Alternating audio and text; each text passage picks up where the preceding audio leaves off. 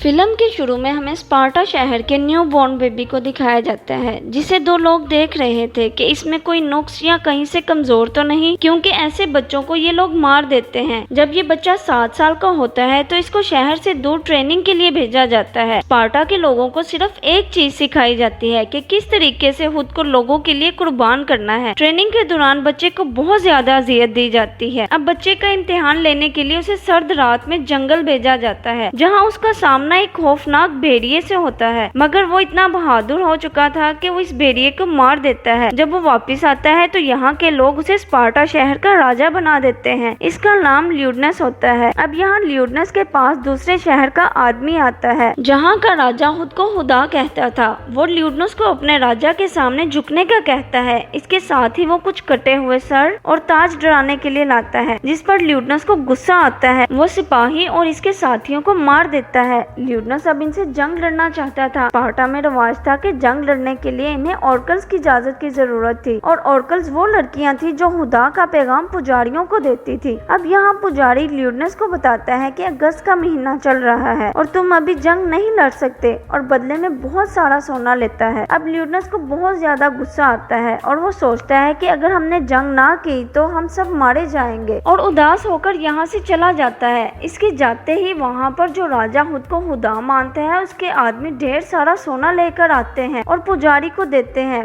पुजारी अब इनके साथ मिला होता है। वो ल्यूडनस को सब झूठ बताता है कि जंग ना करो। दूसरी तरफ ल्यूडनस बहुत ज्यादा परेशान होता है। रानी उससे कहती है परेशानी की क्या वजह है, तो ल्यूडनस कहता है मैं अपनी किसी भी प्यारी चीज को खोना नहीं चाहता। अब यहाँ रानी ल्यूडनस से कहती है आप पर मेरी या मेरे बेटे की कोई जिम्मेदारी नहीं। आप एक आजाद इंसान है, और एक आजाद इंसान की हैसियत से सोचे कि आप क्या कर सकते हैं। अगले दिन ल्यूडनस स्पार्टा के खास 300 बंदों को बुलाकर कहता है कि हम सबको मिलकर इस राजा के साथ जंग लड़नी है, जो खुद को खुदा मानता है। ल्यूडनस और उसके सब साथी जानते थे कि इस राजा के पास बहुत ज्यादा तादाद में बहादुर और खतरनाक सिपाही हैं। अब ल्यूडनस अपने 300 सिपाहियों के साथ इस पहाड़ पर जाता है जहाँ राजा की फौज आने वाली थी। रास्ते में इनको एक गाँव नजर आता है जहाँ आग लगी हुई थी। तभी एक बच्चा जख्मी हालत में ल्यूडनस के पास आकर गिर जाता है और बताता है कुछ पंजे वाले लोगों ने आकर हमारे सारे लोगों को मार दिया है, और बताकर बच्चा खुद भी मर जाता है। ल्यूडनस का साथी उसे बताता है कि ये लोग तो फारसी भूत हैं, जिन पर किसी चीज का असर नहीं होता। ल्यूडनस कहता है इसका फैसला हमारी तलवार करेगी। जब वो लोग आगे बढ़ते हैं तो इन्हें बहुत सारे फारसी जहाज दिखाई देते हैं। वो देखते हैं कि अचानक से तूफान आ जाता है, जिससे वो सभी जहाज डूब जाते हैं। ये सब लोग बहुत ज्यादा खुश होते हैं, लेकिन ल्यूडनस बिल्कुल खामोश होता है और वो कहता है खतरा अभी टला नहीं। वो पहाड़ी की दूसरी साइड से नीचे देखता है जहाँ बहुत ज्यादा जहाज खड़े होते हैं, और ये स्पार्टा पर हमला करना चाहते थे। ल्यूडनस इनसे कहता है कि रास्ता है तो खतरनाक, लेकिन इस रास्ते के जरिए हम इनकी फौज को हरा देंगे। तभी ल्यूडनस के पास कुब वाला आदमी आता है और कहता है मुझे भी अपने साथ फौज में रख लो,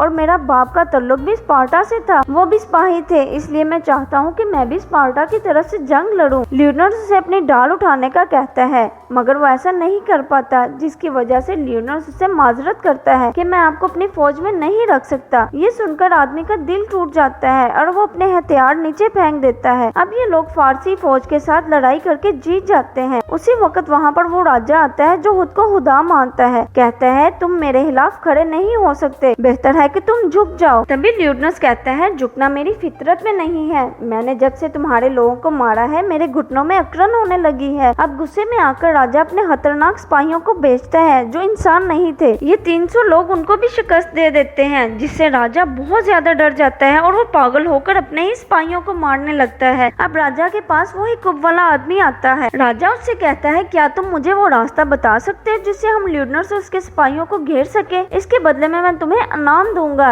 ये आदमी राजा को फौरन रास्ता बताता है। दूसरी तरफ हम रानी को देखते हैं जो अपने राजा की मदद के लिए फौज भेजने की कोशिश कर रही थी। रानी उस आदमी को अपने पास बुलाती है जो दूसरे राजा के साथ मिला हुआ था। वो कहती है तुम मेरी मदद करो, तुम जो मांगोगे मैं तुम्हें दूंगी। अगली सुबह वो आदमी रानी पर गलत इल्जाम लगाता है, जिससे रानी को गुस्सा आता है और वो इसे चाकू से मार देती है। जब वो आदमी नीचे गिरता है तो इसके पास से सोने के सिक्के मिलते हैं, जिन पर खुद को खुदा मानने वाले राजा की तस्वीर थी। ये देखकर सब लोग उसे गद्दार कहते हैं और रानी सच साबित होती है। अब दूसरी तरफ हम ल्यूडनस को देखते हैं, जिसके पास एक आदमी आकर कहता है यहाँ के लोगों ने हमें चारों साइड से घेर लिया है, इसलिए अपनी जान बचाकर भागो। ल्यूडनस इनसे कहता है हम डरकर भागने वाले नहीं, हम दुश्मन का डटकर मुकाबला करेंगे। ल्यूडनस अपने एक आदमी को बुलाकर उसे एक लॉकेट देता है और कहता है कि वहाँ के लोगों को हमारी जीत के बारे में जरूर बताना। अगली सुबह राजा और इसकी फौज इनको चारों तरफ से घेर लेते हैं। तभी एक आदमी आकर कहता है कि राजा के सामने झुक जाओ और अपने सिपाहियों की जान बचाओ। राजा अपने हथियार नीचे फेंककर जैसे ही झुकता है तो साथ ही अपने साथी को जोरदार आवाज लगाता है, जिससे उसका साथी भागता हुआ आकर उसके ऊपर चढ़कर आदमी को मार देता है। राजा बिन को हुक्म देता है कि सब लोगों को मार दो। तभी चारों तरफ से तीर चलना शुरू हो जाते हैं। ल्यूडनस अपना हथियार राजा के मुंह की तरफ फेंकता है, जिससे उसकी गाल से खून निकलना शुरू हो जाता है। ल्यूडनस और उसके साथी अपनी आखिरी सांस तक इनसे लड़ते हैं मगर झुकते नहीं और सब शहीद हो जाते हैं। दूसरी तरफ ल्यूडनस का साथी रानी के पास पहुंचकर उसे लॉकेट देता है, जिसे देखकर वो समझ जाती है कि राजा अब हम में नहीं रहे और इसी के साथ ही फिल्म खत्म हो जाती है।